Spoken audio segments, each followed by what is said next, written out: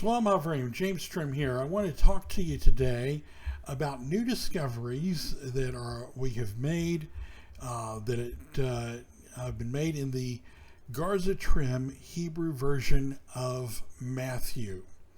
For those, or actually, the Garza Trim Hebrew manuscript of the four Gospels minus Yohanan, minus John. What I mean by that is that this is a manuscript that was copied from a manuscript of the four Gospels. We know that because the scribe says so in his introduction. And unfortunately, the scribe never finished his work, so he stopped copying at the end of Luke 17. I wish he'd finished his work and we had the whole text. What's very interesting is that there is a colophon to this manuscript that states that that it was hidden up in caves and that it was brought forth by Jews who had hidden their testimonies. And another interesting thing about this manuscript is that the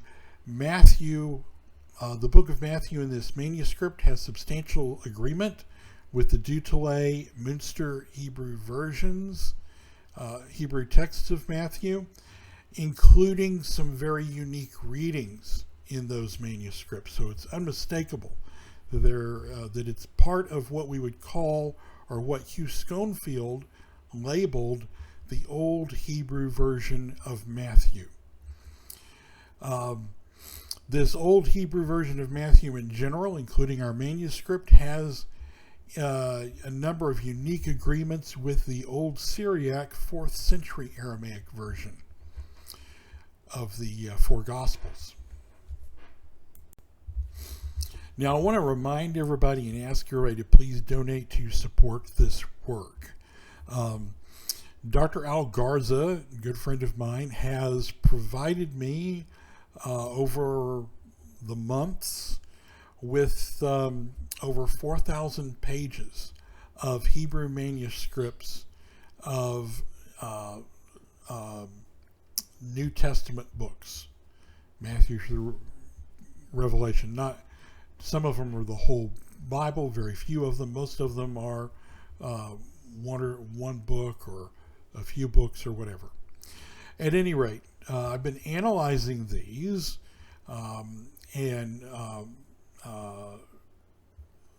for understanding what place any of them play in New Testament origins.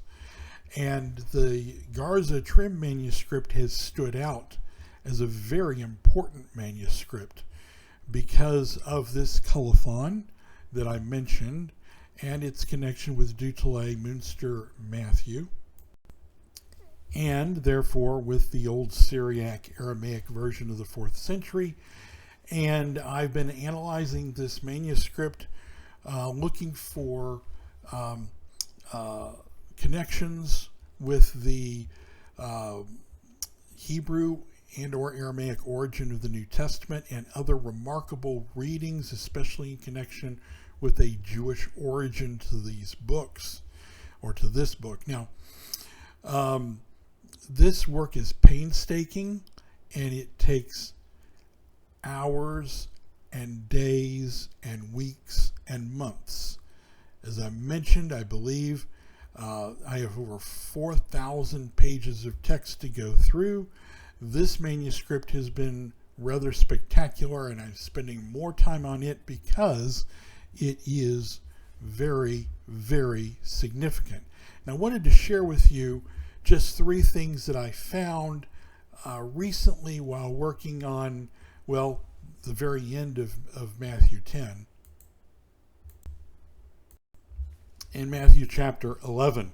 Now, I don't want to, I'm not making an exhaustive discussion here of all of the passages in Matthew chapter 11 that were interesting. However, I do want to hit some of the highlights, and actually I'll begin with Matthew chapter 10 verse 29.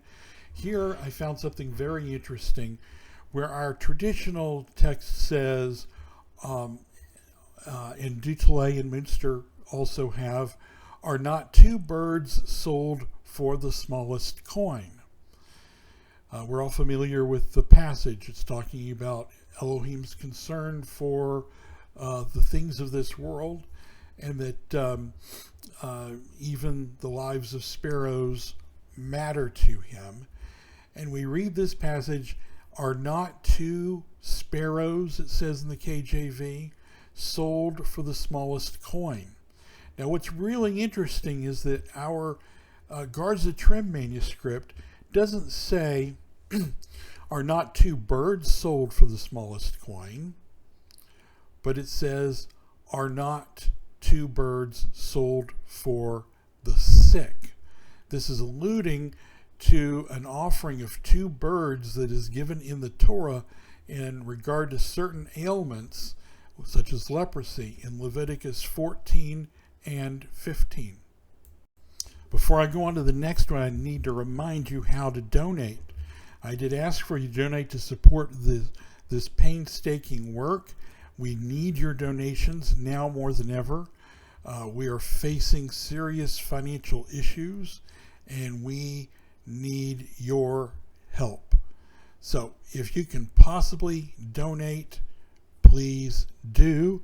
You can donate by clicking on the donate link in the video description. From there you can donate by PayPal, Zelle, or GoFundMe, or you can just send donations by PayPal to donations@wnae.org. That's donations@wnae.org, or just click on the donate link in the video description, and from there you can donate by PayPal, Zelle, or GoFundMe. Okay, I'm going to go on to the second interesting reading that I found in just this short bit of material, mostly in chapter 11. This time in Matthew chapter 11, verse 5. Unlike the Deutele and the Münster text of Matthew 11:5, the Deutele text says, "The blind see, the lame walk." This is, by the way, Yeshua answering an inquiry from Yohanan, the immerser, as to whether Yeshua is the coming one or do we expect another. And in chapter 11, verse 5, he says, "The blind see, the lame walk, the lepers are cleansed, the deaf hear, the dead are raised, the poor are made happy, and happy is he that is not offended in me." Now, our King James Version says, as does the Greek, "and the poor have the good news preached to them." Okay? Now, interestingly, the Garza Trim manuscript has a very interesting reading here. It does have an additional phrase at the end of Matthew 11:5 that does have some parallel to what the Greek says, but instead what it says in the Hebrew is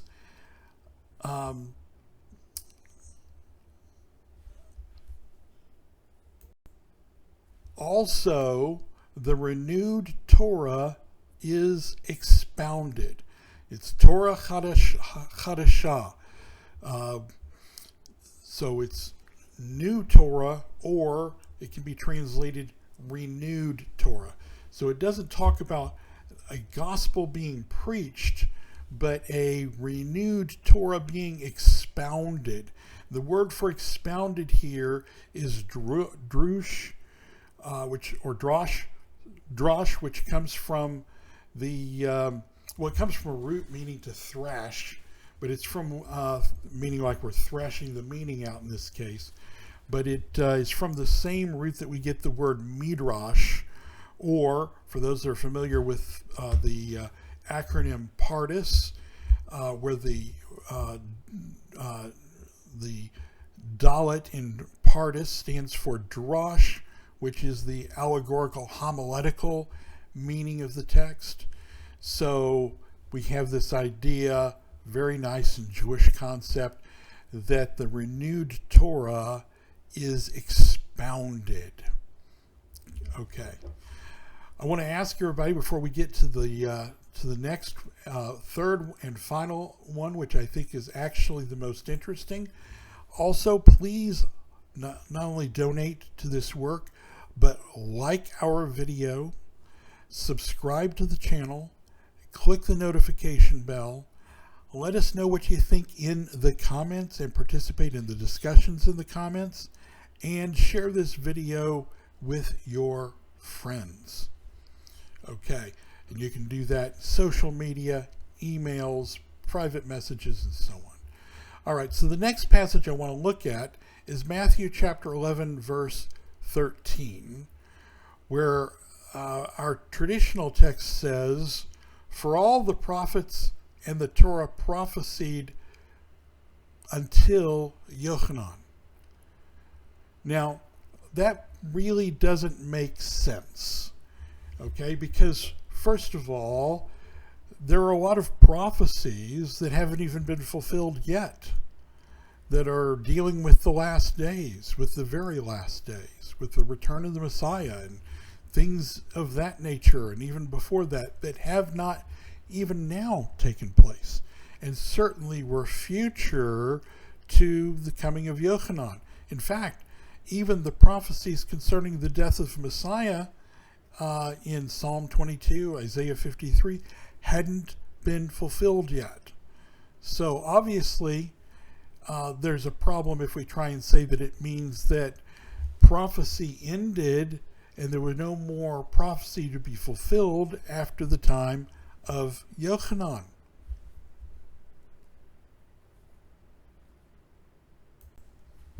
And it can't mean that there aren't any prophets after Yohanan, because there are prophets in the scriptures after the time of Yohanan. Take a look, for example, in Acts chapter 13, where there are prophets mentioned. Okay? So there are definitely prophets and prophecy after the time of Yohanan. So until doesn't make sense. For the law and the prophets prophesied until Yohanan, the passage just doesn't make sense. Well, the Hebrew for until is ayin dalet. Ayin dalet. And the Garza Trim manuscript, by the way, Dutley and Münster both have ayin dalet here. The law and the prophets prophesied until Yohanan. But the Garza Trim text doesn't have until, it has ayin lamed, concerning. The law and the prophets prophesied concerning Yohanan, which makes sense because, for example, in this very text in Matthew chapter 11, this very chapter, in chapter 11, verse 10, Matthew has Yeshua quoting Malachi chapter 3, verse 1 in reference to Yohanan. And earlier, in Matthew chapter 3, verse 3, Isaiah chapter 40, verse 3 is quoted as a prophecy in reference to the work of Yohanan. Interestingly here, our text also agrees with the reading of the Shem Tov Hebrew version of Matthew. Okay, so it makes much more sense that here Yeshua is saying that the law and the prophets prophesied concerning Yohanan. Now, if you look at ayin lamed and look at ayin dalet, you can see how ayin lamed could be misread as ayin dalet. In fact, if the little tip of the yod, the little tip of the lamed at the top of the lamed flaked off of the page, you would easily misread ayin lamed as ayin dalet. So apparently at a very early date, the phrase, the ayin lamed became, through scribal error, ayin dalet, and we went from the prophets in the Torah prophecy concerning Yohanan to the Torah and the prophets prophesied until Yohanan.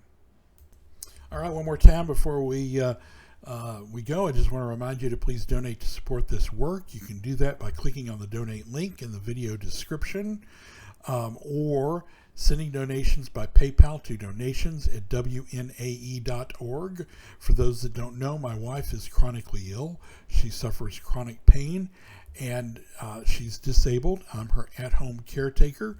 So not only are you funding this research and all of the work that we do and the materials that we are putting out, most of them for free online, but you're also helping as Tzadikah for me to be able to stay at home and care for my wife in her chronic illness, disability, and chronic pain. Okay, so once again, you can donate by clicking on the donate link in the video description, or by sending, and you can donate there by PayPal, Zelle, or GoFundMe, or you can send donations by PayPal to donations@wnae.org. Don't forget to like this video, subscribe to the channel, click the notification bell so you get notified when new videos come out, and share this video with your friends on social media. And don't forget to let us know what you think in the comments and participate in the discussions in the comments.